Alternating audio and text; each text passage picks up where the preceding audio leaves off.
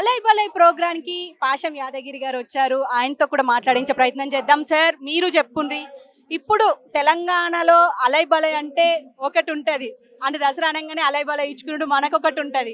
కానీ హైదరాబాద్లో, అది కూడా తెలంగాణలో దత్తాత్రేయ పెట్టే ఈ అలై బలైకి కూడా చాలా ప్రాముఖ్యత ఉంది. దీని అంటే 20 సంవత్సరాలు పూర్తి చేసుకోబోతోంది. ఎలా ఉండబోతుంది అంటారు?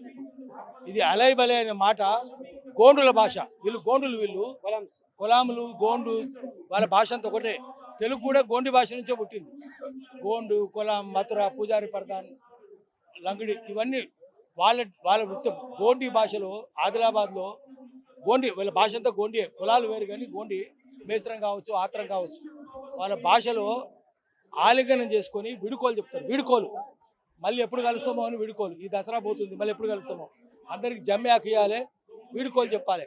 అలై బలై అంటే ఆలింగనం చేసుకొని మేలు కోరాలి. పాము వంటి పగున్నోని కూడా ఆ రోజు కౌలించుకొని పాపాలని క్షమించాలి, వాడు చేసిన తప్పులన్నీ క్షమించాలి, మళ్ళీ కొత్త జీవితం ప్రారంభించాలి. అది అలై బలై.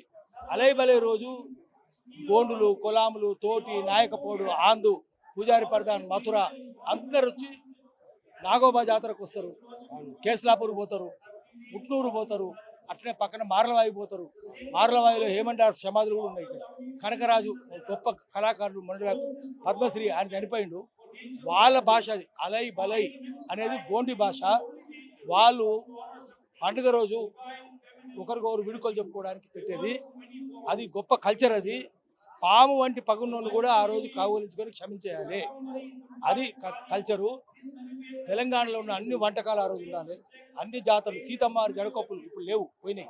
చిందు కూడా అంతరిస్తున్నది, గుసాడి అంతరిస్తున్నది, లంగిడి, దండారి ఒకటి కాదు, ఎన్ని ఉన్నాయి. ఆదిలాబాద్ జిల్లా పోతే అపారంగా కల్చర్, సాంస్కృతిక సంపద అపారంగా ఉంటుంది, భాషా సంపద అపారంగా ఉంటుంది. ఇవన్నింటినీ ఆటలు, పాటలు, సంస్కృతి అన్నింటినీ మనం కనుమరుగవుతున్నాయి. తెలంగాణ సంస్కృతిని మళ్ళీ పునరుద్ధరించాలి. విదేశీ సంస్కృతిని పారద్రోలాలంటే స్వదేశీ సంస్కృతిని ఆయుధంగా మలుచుకోవాలి. విదేశీ పెట్టుబడి, విదేశీ దోపిడీ, విదేశీ ఆధిపత్యము, విదేశీ సంస్కృతి తరిమేయాలంటే ప్రజల సంస్కృతిని ఆయుధంగా చేసుకోవాలి. వీళ్ళు చాలా నిజాయితీ పరులు. భూమి మీద ఉండే దేవతలు ఎవరు ఉన్నారంటే వాళ్ళు గోండు లేని ఏమంటారు చెప్పి దేవతలు లాంటి వాళ్ళు. ఏ తప్పు చేయరు, పాపాలు చేయరు. అందుకని ఏమంటారు, ఆయన భార్య ఎలిజబెత్ బెట్టి ఇద్దరి శవాల్ని తీసుకొచ్చి, అంటే గ్రహించాలి, ఇది మనం అంతా మార్లవాయి పోవాలి, మార్లవాయికి తీసుకొని పోవాలి. ఎందుకంటే ఏమంటారు, ఆస్ట్రియన్ రాయల్ ఫ్యామిలీ, రాజ కుటుంబం. ఆస్ట్రియా అంటే జర్మనీ. ఆయన చచ్చిపోతే ఏం చెప్పిండంటే, నన్ను మార్లవాయిలో పాతి పెట్టాలి అన్నాడు.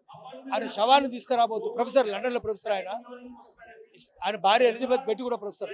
తీసుకురావాలంటే శవాన్ని తీసుకురాని ప్యాసింజర్లు. అప్పుడు భారతీయ సంప్రదాయం ప్రకారం దహనం చేసి ఆ బూడి తీసుకొచ్చి మార్లవాయిలో పాతి పెట్టింది. తర్వాత ఆయన 3 ఏళ్ళకి ఆమె చనిపోతే ఆమె కూడా తీసుకొచ్చి మార్లవాయిలో పాతి పెట్టింది. తెలుగునికి ఒకరి సమాధులు ఉన్నాయి అక్కడ ఎలిజబెత్. ఎందుకంటే భూమి మీద అత్యంత పవిత్రమైన స్థలం ఆదిలాబాదు, అందులో ఇంకా పవిత్రమైన మార్లవాయి, ఉట్నూరు దగ్గర, అక్కడ పాతి పెట్టమన్నారు. అందుకనే ఇక్కడ మనం ఎందుకు చేసుకుంటున్నాం అంటే, అలై బలై అనేది గోండి భాష. కొలాము ఇల్లు, కొలాములు, తోటి, నాయకపోడు, ఆందు, మథుర, పూజారి పర్దాన్, వాళ్ళది గోండి అనేది, వాళ్ళది అలై బలై అన్నమాట. పాము వంటి పగవాన్ని కూడా క్షమించాలి. ఆ రోజు జమ్మిచ్చి, ఆకిచ్చి, కావలించుకొని వీడుకోలు చెప్తారు. అది అక్కడి నుంచి ఇది పుట్టింది. కాబట్టి అక్కడ అన్ని సాంస్కృతిక సమ్మేళనం ఉన్నట్టుగా ఇక్కడ కూడా దత్తాత్రేయ గారు సాంస్కృతిక సమ్మేళనం పెడుతున్నారు. విదేశీ సంస్కృతిని, విదేశీ కళను పారదోలితే కానీ విదేశీ ఆధిపత్యం పోదు. దానికి ప్రజల సంస్కృతిని ఆయుధంగా చేసుకోవాలన్నాడు. ఆదివాసుల సంస్కృతిని ఆయుధంగా మలుచుకోవాలని ఈ అలై బలై పెట్టారు. ఈ అలై బలైకి ఇప్పుడు ఇటు రాజకీయంలో మనం చూస్తూనే ఉంటాం, ఎప్పటికప్పుడు తిట్టుకుంటూనే ఉంటారు ప్రతిపక్షాలు, మిత్రపక్షాలు అని చెప్పేసి. కానీ ఇక్కడ వచ్చేసరికి అందరూ కలిసిపోయి మాట్లాడుకుంటూ ఉంటారు. దీని గురించి ఏం చెప్తారు? అంటే పార్టీలన్నీ బయటకు పోట్లాడుకుంటాయి, లోపల కలిసే ఉంటాయి. మెగా కృష్ణారెడ్డి ఇలాంటి వాడు అందరూ కలిపేస్తారు, ఏం లేదు. అయితే ఇక్కడ మాత్రం అట్లా విడివిడి కాదు, మనం కలివిడిగా ఉంటాము, పబ్లిక్గానే కలుద్దాము. భారత సంస్కృతి మనం ఏకం చేస్తుంది.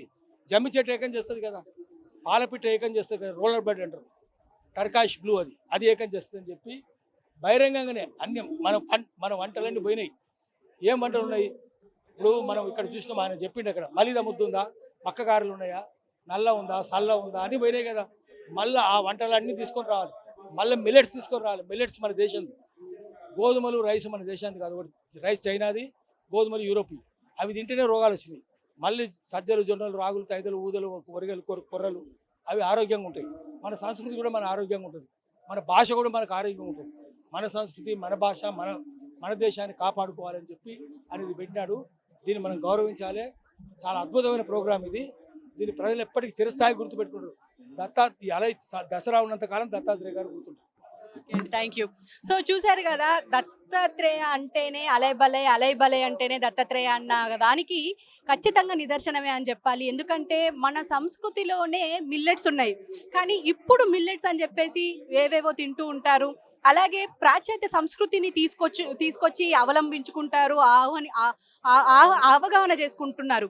కానీ మన సంస్కృతిని, మన తెలంగాణ సంస్కృతిని ముఖ్యంగా దాన్ని విస్మరిస్తున్నారు అని చెప్పి, దీనికి నిదర్శనంగా ఉండే విధంగా, అంటే దసరా ఉన్నంత కాలం దత్తాత్రేయ గుర్తుంటారు, దత్తాత్రేయ ఉన్నంత కాలం దసరాలో అలైబలై ఉంటుంది అని చెప్పేసి మాట్లాడుతున్నారు. అలాగే మన సంస్కృతిని, మన కళలను వాటిని ప్రోత్సహించాలి అన్న ఆలోచనతోని ఇక్కడ అలైబలై ప్రోగ్రాం నడుస్తూ ఉంటుంది.